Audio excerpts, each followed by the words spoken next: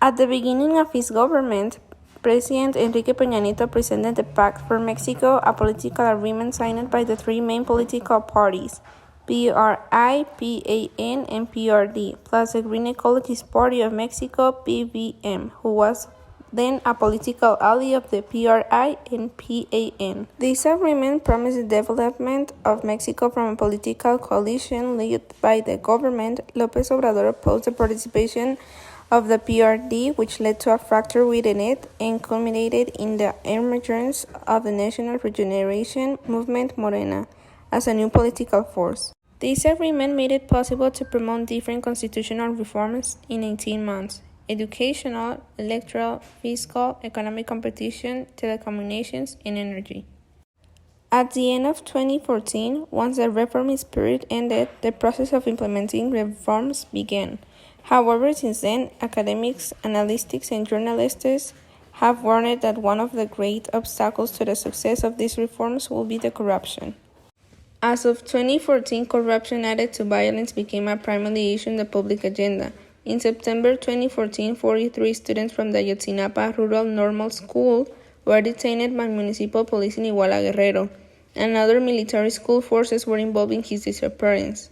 The responsible organized crime with the permission of the state, resulting from the link of corruption between officials and criminals.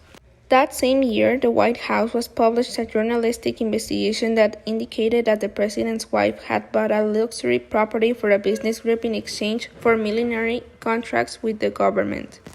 The impact of these events on public opinion was reflected in the concern about corruption among Mexicans only after the insecurity. Anti-corruption, 2015. Given the growing mistrust of the government, a group of civil society organizations and citizens promoted a citizens' initiative to make it mandatory for public servants to declare assets, conflict of interest, and payment of taxes. 2016. The National Anti-Corruption System, SNA, is born in the form of 7 laws and legal reforms. One of its main achievements is to have designed a sanction to each offense or crime of corruption, thereby limiting discretion in the allocation of sanctions.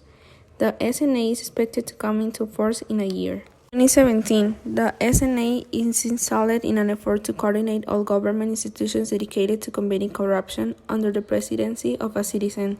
The government presents an open data guide against corruption, with which it contributed to putting in hands of citizens an initial provision of important information of operation of the government to increase accountability.